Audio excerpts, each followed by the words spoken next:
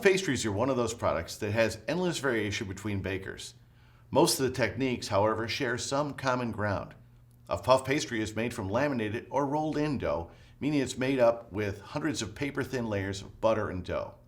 They rise to about 8 times their original thickness due to the steam that develops during baking. There are 2 main areas of variation between different preparations. For one, the formula can vary, typically in regard to the amount of fat. Secondly, there are many ways of enclosing the butter as well as rolling in. In this very traditional preparation, the melted butter makes the dough golden and crisp. To make puff pastries, start by adding all the ingredients except the barrage of butter into the mixer bowl with the dough hook attachment. Once they're all added, turn the mixer on low and mix for a minute to a minute and a half. It should appear smooth and sticky.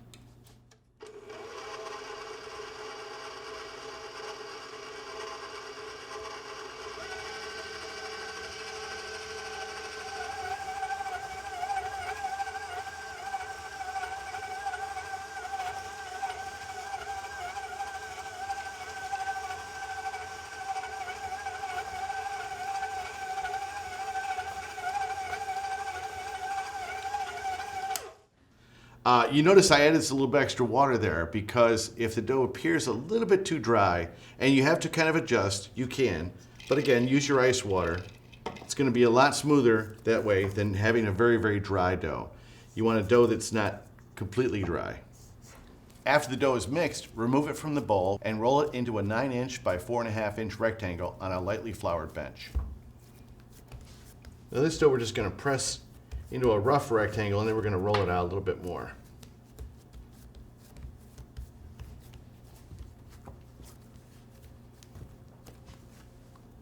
Just a light dusting of flour on the bench is all you need.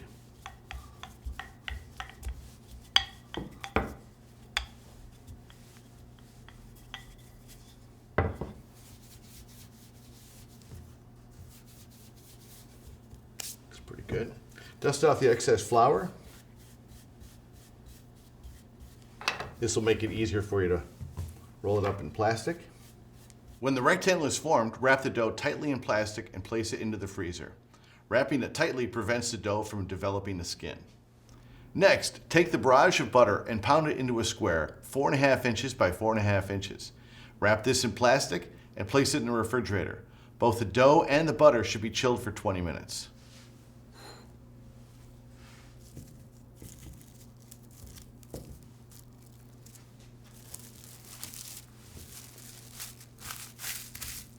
Leave the sides open on the plastic to allow it to stretch all the way.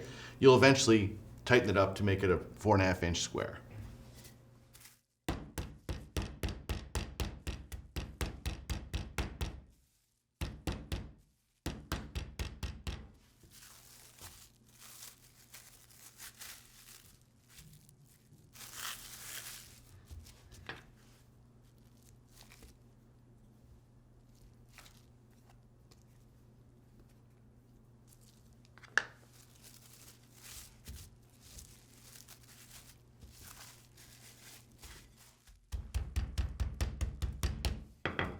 Now we're going to seal all the sides.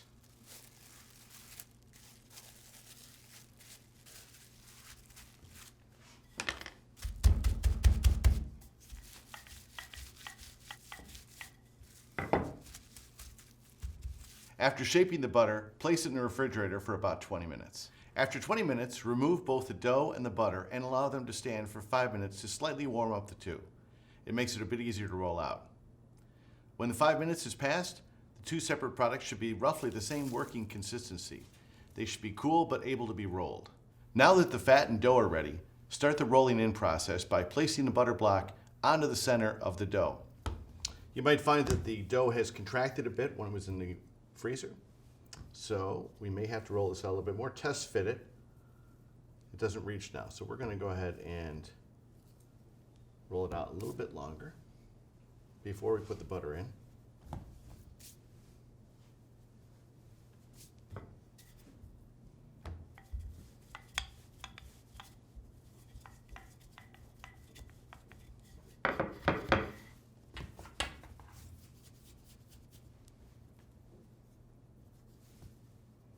The 2 ends should meet in the middle, creating a seam. You're going to turn it 90 degrees. You're going to roll it with the seam. The rectangle should be approximately 30 inches by 7 inches. The dough should always be moving on the table. Never let it stick. And just to start, you want to kind of just soften it up a little bit. Give it some quick presses.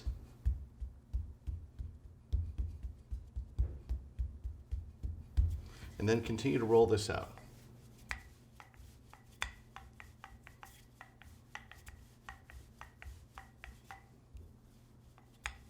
Be gentle in this early stage because the butter could be pushing out towards the ends.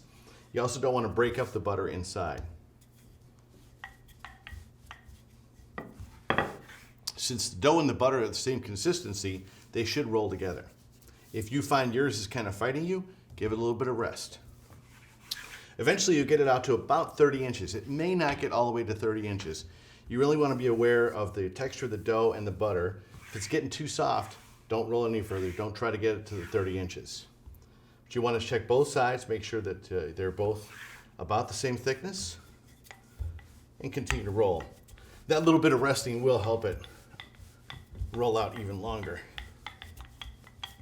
Now I feel it getting pretty thin on this one side here. So that tells me that's about as far as I can go. I'm going to finish up just this end right here.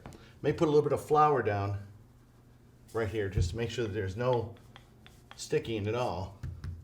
But that looks pretty good.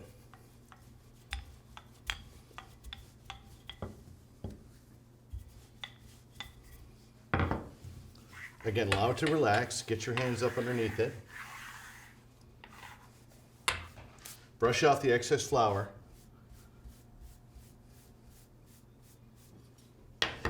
And you're going to fold this end down 3/4 of the way towards this end.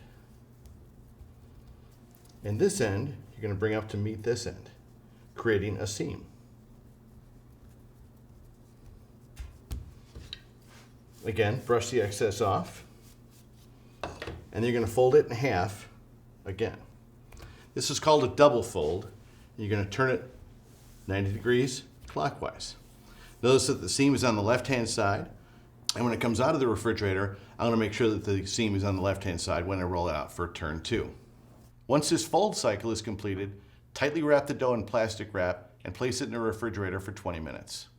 After 20 minutes, remove the dough and allow it to sit at room temperature for 5 minutes before repeating the same process. Roll it out to 30 inches by 7 inches, and again, turn it 90 degrees clockwise before returning it to the refrigerator for another 20 minutes. Again, remember what side the seam was on. In this case, it was on the left-hand side. We're going to put down some flour for our bench, moving, and a little bit for the top for the rolling pin. Again, be gentle on that first roll until you get started.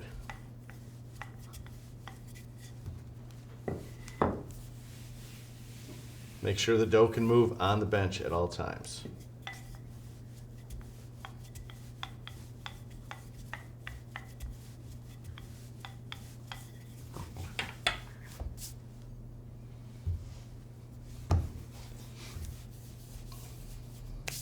Though it may seem like a lot, the relaxing time is really important to this dough.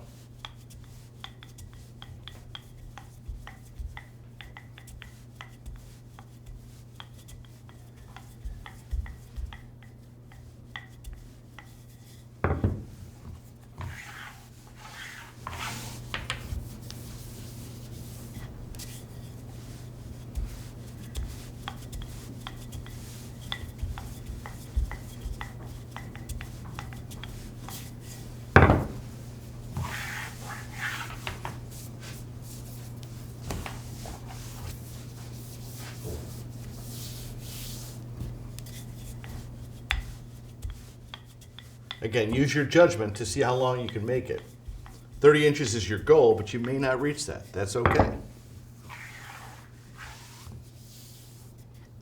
It looks like it's getting pretty strong, so I'm not going to roll it any farther. This is about as far as it can go. Looks really good at this point. I'm going to brush off the excess flour. And again, we want that offset seam, so it's not right in the middle. It's about 75% down this way.